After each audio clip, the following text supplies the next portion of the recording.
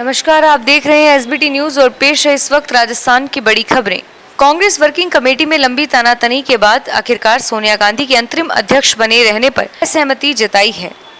सोनिया गांधी कांग्रेस के अंतरिम अध्यक्ष बनी रहेंगी। सोनिया गांधी 1 साल तक पार्टी के अंतरिम अध्यक्ष बनी रहेंगी। कांग्रेस वर्किंग कमेटी की बैठक में पूर्व अध्यक्ष राहुल गांधी ने सोनिया गांधी को भेजी गई नेताओं की चिट्ठी की टाइमिंग पर सवाल उठाए। राहुल का आरोप था कि पार्टी नेताओं ने यह सब भाजपा की मिलीभगत से किया। राहुल के इस बयान को बमुश्किल 20 से 25 मिनट नहीं बीते होंगे कि उनका विरोध शुरू हो गया। विरोध करने वालों में सबसे आगे थे गुलाम नबी आजाद और कपिल सिब्बल। बाद में कांग्रेस ने कहा कि राहुल ने भाजपा के साथ मिलीभगत जैसा या इससे मिलता जुलता एक शब्द भी नहीं बोला था। राजस्थान विधानसभा में उपनेता प्रतिपक्ष राजेंद्र राठौड़ को सदन से बाहर निकालने पर आज जमकर हंगामा हुआ। सुरक्षाकर्मी और भाजपा विधायक आमने सामने हो गए और इसके बाद सभी भाजपा विधायक धरने पर बैठ गए। हंगामे के बीच आधे घंटे के लिए सदन को स्थगित कर दिया गया। भाजपा विधायक बिल पास कराने के मुद्दे को लेकर लगातार विरोध कर रहे थे। उनका कहना था कि जल्दी क्या है, 2 दिन और विधानसभा चल सकती है। राजस्थान कांग्रेस के अध्यक्ष गोविंद सिंह डोटासरा ने कहा कि आज देश में एनडीए सरकार को हटाने का काम राहुल गांधी ही कर सकते हैं। सभी कार्यकर्ताओं को सोनिया गांधी और राहुल गांधी के हाथ मजबूत करने हैं। उन्होंने कहा कि केंद्र सरकार ने जनता से किया एक भी वादा पूरा नहीं किया, लेकिन राजस्थान में कांग्रेस सरकार युवाओं से किया हर वादा पूरा करेगी। यहां युवाओं को रोजगार देने के मकसद से जल्द ही नई भर्तियां निकाली जाएंगी। इस दौरान यूथ कांग्रेस के नए अध्यक्ष गणेश घोगरा ने अपनी जिम्मेदारी के लिए पार्टी आलाकमान और मुख्यमंत्री अशोक गहलोत का आभार व्यक्त किया। बाड़मेर क्षेत्र से 5 दिन से लापता चल रही महिला बीजेपी की पूर्व ग्राम प्रधान पिंकी चौधरी अपने प्रेमी के साथ मायके लौट आई। इस दौरान पिंकी ने पुलिस को दिए बयान में पति से तलाक होने तक प्रेमी के साथ लिव इन रिलेशनशिप में रहने की इच्छा जताई है। दरअसल गुमशुदगी की रिपोर्ट के बाद चर्चा में आई पूर्व ग्राम प्रधान पिंकी चौधरी सकुशल अपने पीहर गांव पहुंच गई है और पूर्व प्रधान के 4 दिन पूर्व लापता होने की उसके अपने पिता वेलाराम चौधरी ने गुमशुदगी दर्ज करवाई थी। बहुजन समाज पार्टी के 6 विधायकों के कांग्रेस में विलय के मामले में राजस्थान हाईकोर्ट ने सोमवार को अपना फैसला सुना दिया है। हाईकोर्ट ने विधानसभा अध्यक्ष डॉक्टर सीपी जोशी को आदेश दिया कि वे 3 महीने में इस मामले में सुनवाई का फैसला करें। ऑनलाइन सुनाए इस फैसले में जस्टिस महेंद्र गोयल की एकल पीठ ने कहा कि स्पीकर ही इस मामले की सुनवाई करे और इसके साथ ही कोर्ट ने स्पीकर के 22 जुलाई के फैसले को रद्द कर दिया।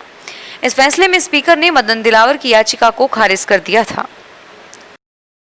पाली के सांसद पीपी चौधरी ने मुख्य सचिव राजीव स्वरूप को चिट्ठी लिखकर कड़े शब्दों में ऐतराज जताते हुए कहा कि अगर अफसरशाही का रवैया नहीं सुधरा तो उन्हें प्रोटोकॉल की पालना नहीं होने को लेकर संसदीय समिति की शरण में जाना पड़ेगा। इससे पहले नागौर सांसद हनुमान बेनीवाल संसदीय समिति के सामने विशेषाधिकार हनन का मुद्दा उठा चुके हैं। सांसद चौधरी ने मुख्य सचिव को लिखे पत्र में कहा कि उनके संसदीय क्षेत्र के दोनों जिलों पाली और जोधपुर के अधिकारी सांसद के प्रोटोकॉल की कतई पालना नहीं कर रहे हैं। राजस्थान में सियासी संकट खत्म होने के बाद सीएम अशोक गहलोत बीजेपी और केंद्र सरकार पर आक्रमण नजर आए। मौका था राजस्थान में यूथ कांग्रेस के नवनियुक्त अध्यक्ष गणेश घोगरा के जयपुर में पदभार ग्रहण करने का, जहां मुख्यमंत्री अशोक गहलोत ने केंद्र सरकार पर निशाना साधते हुए कहा कि आज देश में लोकतंत्र खतरे में है और कांग्रेस लोकतंत्र को बचाने की लड़ाई लड़ रही है। जयपुर शहर सहित प्रदेश भर में बीते भाद्रपद मास में झमाझम मानसून की अच्छी बारिश का दौर लगातार जारी है। इससे न सिर्फ शहर में आमजन को गर्मी से राहत मिली है, साथ ही ठंडी हवाओं से वायु प्रदूषण का स्तर भी कम हुआ है।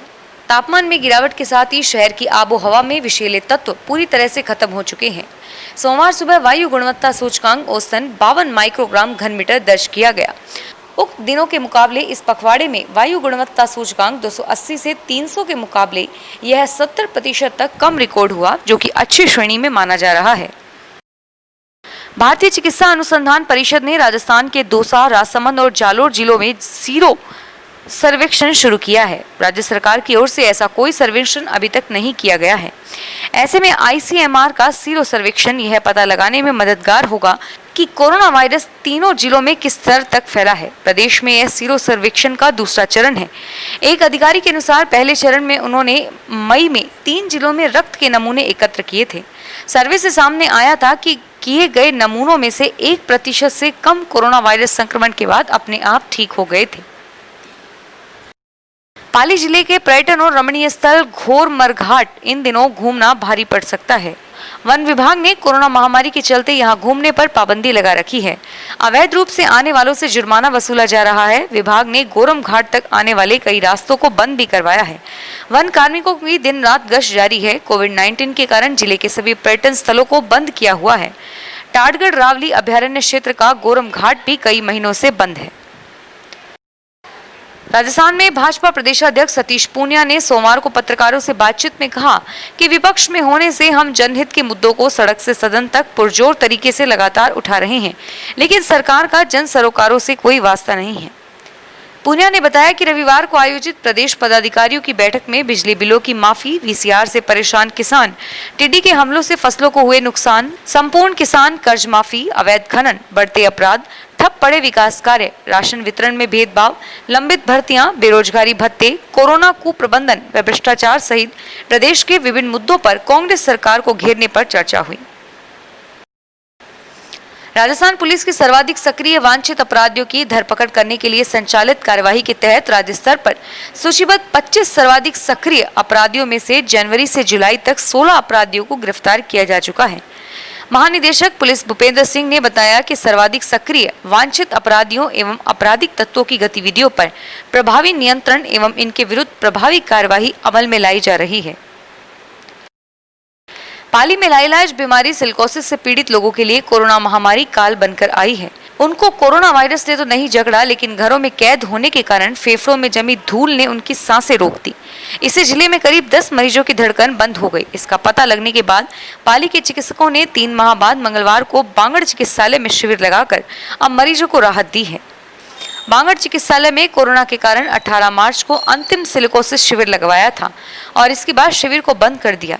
ऐसे में इस बीमारी से ग्रसित 639 लोगों में से कुछ की जान पर बात बन गई। इनमें से 10 मरीजों ने दम तोड़ दिया। पाली क्षेत्र में खेत तलाई योजना किसानों के लिए वरदान साबित हो रही है।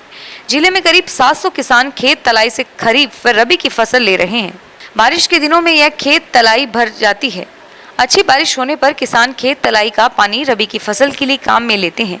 खरीफ फसल के अंतिम दिनों में बारिश नहीं होती और फसल को पानी की जरूरत होती है, तब किसान खेत तलाई से खरीफ फसल को भी पानी की सिंचाई करते हैं। किसान अपनी सुविधा अनुसार खेत तलाई का पानी काम में ले रहे हैं। दौसा जिले की भांडारेज उप तहसील मुख्यालय सहित आसपास के गांवों में रविवार को प्रदेश की महिला एवं बाल विकास मंत्री ममता भूपेश ने ग्रामीणों की समस्याओं को सुनकर उनके समाधान का भरोसा दिलवाया। उन्होंने कहा कि विकास कार्यों में कोई भेदभाव नहीं बरता जाएगा। जन समस्याओं का निस्तारण पहली प्राथमिकता है। फिलहाल इस बुलेटिन में इतना ही और फिर हाजिर होंगे तमाम बड़ी खबरों के साथ। एसबीटी न्यूज के वीडियो देखने के लिए हमारे चैनल को सब्सक्राइब करें और नोटिफिकेशन पाने के लिए बेल आइकन पर क्लिक करें। धन्यवाद।